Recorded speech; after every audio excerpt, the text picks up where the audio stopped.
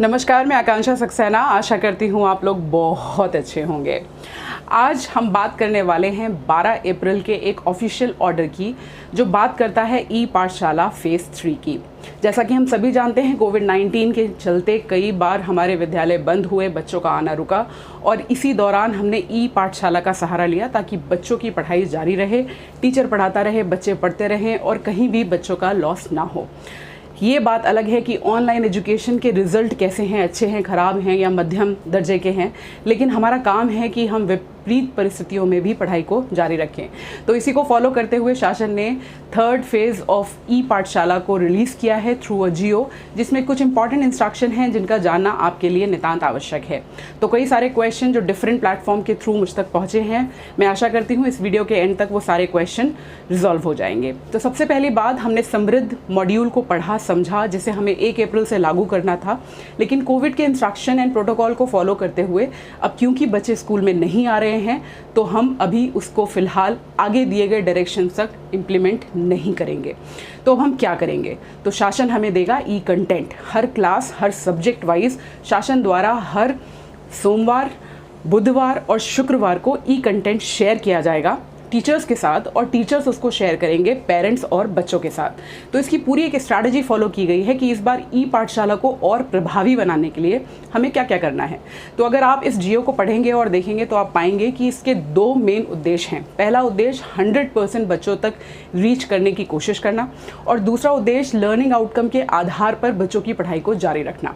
तो आप देखिए, इस पूरे जियो में जिसमें 4 से 5 पन्ने हैं, इसमें बात की गई है कि ई पाठशाला को कैसे इम्प्लीमेंट करेंगे, क्या रोल्स एंड रिस्पॉन्सिबिलिटी होंगे बीएसए के, क्या रोल्स एंड रिस्पॉन्सिबिलिटी होंगे बीईओस के, क्या रोल्स एंड रिस्पॉन्सिबिलिटी होंगे एसआरजी, ईआरपी, डीसी, ताकि हर हाल में एक कॉम्पोजिट अप्रोच पर काम किया जा सके, बच्चों तक 100% रीच की जा सके। तो आइए देखते समझते हैं क्या है इस ई पाठशाला फेज़ 3 के कंटेंट में। तो जैसे मैं आपको बताऊं कि सबसे पहले मई जून में हमने ई पाठशाला को शुरू किया, उसके बाद 21 सितंबर से फेज़ 2 चालू हुआ और अब 12 अप्रैल से फेज़ 3 की शुरुआत हो गई है। तो पहली चीज़, ई कंटेंट जो शासन बनाएगा हर क्लास, हर सब्जेक्ट के वाइज, कक्षा 1 से लेकर कक्षा 8 तक, और वो शेयर किया जाएगा आपके एसआरजी, आपके एआरपीज़ के साथ, और फिर वो संकुल और उसके बाद आपके साथ ये मंडे, वेंसडे और फ्राइडे में शेयरिंग होगी, और उसके बाद ये टीचर तक पहुँचेंगे। जब ये टीचर के पास ई कंटेंट पहुँचेगा, इसके साथ साथ टीचर की आवश्यकता और बच्चों की आवश्यकता के अनुसार आप इसमें अपना कंटेंट भी ऐड कर सकते हैं। आप इन्हें पेरेंट्स को व्हाट्सएप ऑनलाइन प्लेटफॉर्म के माध्यम से पहुंचाएंगे ताकि बच्चे घरों पर रहकर इस ई कंटेंट को फॉलो करें, इनकी प्रैक्टिस करें, इन पर अपना अभ्यास करें और आपको रिस्पॉन्ड करें। अब पीछे जो हमारा एक अनुभव रहा है वो ये कि बच्चे रिस्पॉन्ड नहीं करते। तो इस जियो में जो सबसे अच्छी बात मुझे लगी है वो ये कि 3 बिंदुओं पर बहुत अच्छा काम किया गया है। पहला बिंदु ये कि इस बार पेरेंट को बहुत एक्टिवली इन्वॉल्व करने के लिए इसमें बिंदु दिए हुए हैं, क्योंकि बच्चा रिस्पॉन्ड करेगा या नहीं करेगा इसकी जिम्मेदारी कौन लेगा? टीचर ई कंटेंट को ले लेगा, बना लेगा, तैयार कर लेगा, व्हाट्सएप ग्रुप पे शेयर कर देगा, लेकिन what if the child is not responding? तो आपके और बच्चे के बीच की कड़ी है पेरेंट, और उनको एक्टिवली पार्टिसिपेट कराने के लिए इसमें कुछ बिंदु दिए हुए हैं। तो एक टीचर के लेवल पे 2 बहुत इंपॉर्टेंट चीज़ें हैं। पहली ये कि आप हर दिन अपने क्लास के कोई भी 2 स्टूडेंट के पेरेंट को कनेक्ट करेंगे। कहीं भी इसमें ये नहीं लिखा है कि ये ऑनलाइन कनेक्ट होगा या ऑफलाइन कनेक्ट होगा, डिपेंडिंग अपॉन द सिचुएशन। बस आपको किन्हीं भी 2 पेरेंट को डेली बेसिस पे कनेक्ट करना है। ये कनेक्शन कम से कम आधे घंटे का होना चाहिए, मतलब ये बातचीत, ये इंटरेक्शन, ये कम्युनिकेशन, और इस आधे घंटे में आप बच्चे की पढ़ाई के बारे में, इस ई कंटेंट के बारे में, उनकी सहभागिता के बारे में, उनके रिस्पॉन्ड के बारे में, उनकी पढ़ाई के लेवल के बारे में, और डिफरेंट ई प्लेटफॉर्म के माध्यम जिससे बच्चे की पढ़ाई कोविड काल में जारी रहेगी उसके बारे में उनको अवेयर करेंगे, उनका पार्टिसिपेशन सुनिश्चित करेंगे, और उनको ये बताएंगे कि किस तरह से 4000 वीडियो दीक्षा के प्लेटफॉर्म पे यूट्यूब चैनल के थ्रू, और किस तरह से दूरदर्शन का एक जो शेड्यूल है वो बच्चों की पढ़ाई जारी रखने में मदद करेगा।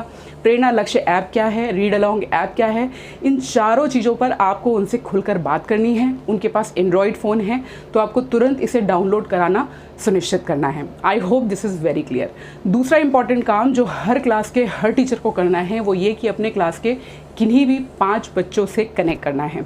तो ये 5 बच्चे, अगेन यहाँ कोई ऑफलाइन ऑनलाइन कुछ भी मेंशन नहीं है, बस आपको बच्चों से कनेक्ट करना है। आपको बच्चों से पता करना है कि क्या उन्हें काम मिला, क्या वो उस पर काम कर रहे हैं। अगर उन्हें कोई दिक्कत है तो आप उनको उसे रिजॉल्व करेंगे, उनको फीडबैक, उनसे असाइनमेंट लेंगे और उनको आगे का डायरेक्शन देंगे। जब पेरेंट आपके पास आ रहे हैं तब आप इस ई कंटेंट को पेरेंट्स को देंगे ताकि घर पे जाके वो बच्चों को इसे दे सके। इसके साथ ही साथ आप इसको ऑनलाइन जो आपने व्हाट्सएप ग्रुप बनाए हुए हैं उन पर भी देना सुनिश्चित करेंगे। तो ये एक बड़ी अच्छी स्ट्रैटेजी है कि आपने पेरेंट को बीच में इन्वॉल्व कर लिया, उनको अवेयर कर दिया और जो डिफरेंट प्लेटफॉर्म है उससे एक्सप्लोर करा दिया। और अब बच्चा, पेरेंट और आप तीनों एक सिंक्रोनाइज होकर काम कर रहे हैं। बच्चा होमवर्क करे, बच्चा हर दिए हुए काम पर रिस्पॉन्ड करे। जब पेरेंट इसमें इन्वॉल्व हो जाएगा तो डेफिनेटली कुछ तो रेशियो ऑफ रिस्पॉन्स बढ़ेगा ही बढ़ेगा। तो ये 2 इम्पॉर्टेंट चीज़ें कि हर दिन हर टीचर को अपने क्लास के किन्हीं 2 बच्चों के पेरेंट को ऑनलाइन या ऑफलाइन कनेक्ट करके ये चारों online platform which is Diksha, read along app, Prerna Lakshya app और आपका जो दूरदर्शन का शेड्यूल है जहाँ पर हमारे टीचर्स द्वारा बनाए गए वीडियोस की पूरी सारणी है, उससे अवेयर कराएंगे, उसको देखने के लिए एनकरेज करेंगे और उनके फ़ोन में उसको डाउनलोड कराते हुए बाकियों को भी डाउनलोड कराने के लिए प्रेरित करेंगे। दूसरी चीज़, हर दिन 5 बच्चों से कनेक्ट करना है। तो ये 2 मोटी मोटी बात हो गई। इसके बाद बात करते हैं कि शिक्षक डायरी में क्या करेंगे। तो पिछले 1 साल से कभी इंस्ट्रक्शन मिलता है कि अभी नहीं भरनी है, थोड़े दिनों बाद भरनी है। अब जो इंस्ट्रक्शन आए हैं उसमें लिखा हुआ है कि आपको शिक्षक डायरी बढ़नी शुरू करनी है। जो भी ई कंटेंट आपको दिया जा रहा है, जिस मुद्दे पर आप पेरेंट्स से बात कर रहे हैं या बच्चों से कनेक्ट कर रहे हैं, वही आपको डायरी में भरना है। तो आप ये डेट वाइज प्लान करेंगे। फॉर एग्जांपल, अगर आज 16 तारीख है, कल 17 तारीख है, तो 17 तारीख को मैं किन लोगों से किस मुद्दे पर बात करूँगी, ये मुझे डायरी में मैंशन करना होगा in advance. I hope this is very clear. इसके साथ ही साथ मैं आपको बता दूं, इस जियो में लिखा हुआ है कि मुद्दे क्या होंगे, किन पॉइंट्स पर आप बात करेंगे। इसके लिए आधारशिला और समृद्ध में दी गई टीचिंग टेक्निक्स को आप प्राथमिकता दे सकते हैं।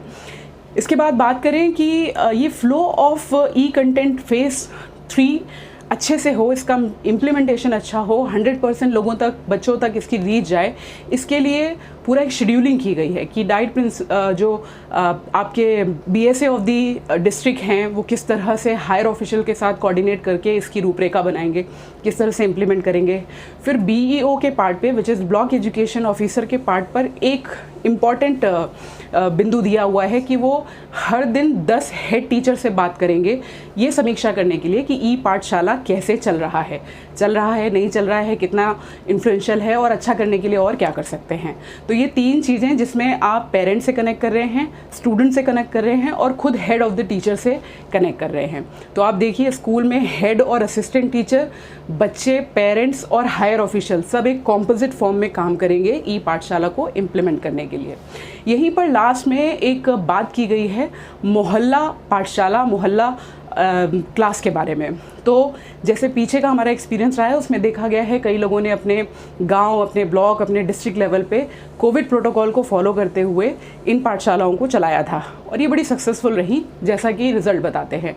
तो इसमें कोई भी प्रेशर नहीं है, कोई भी बाध्यता नहीं है, बड़ा साफ लिखा है। अगर आपकी इच्छा है और आपको लगता है कि आप ऐसा कर सकते हैं तो आप अपने विद्यालय स्तर पर, अपने ब्लॉक और अपने जनपद स्तर पर ई पाठशाला के साथ साथ मोहल्ला पाठशाला को ऑर्गेनाइज कर सकते हैं और कोशिश करें कि इसमें कम्युनिटी को इन्वॉल्व करें, SMC के मेंबर्स को इन्वॉल्व करें, गांव वालों को इन्वॉल्व करें, लेकिन हर हाल में कोविड के प्रोटोकॉल को फॉलो करना है। तो मोटी मोटी बातें जो मुझे लगती हैं इस ई पाठशाला फेज़ 3 में दी गई हैं, वो पहली बात ये कि हर टीचर को ई कंटेंट जो कि आपको मंडे, वेंसडे, फ्राइडे को शेयर किया जाएगा, उसके साथ साथ अपना ई कंटेंट कोलैबोरेट करके व्हाट्सएप ग्रुप पे शेयर करना है।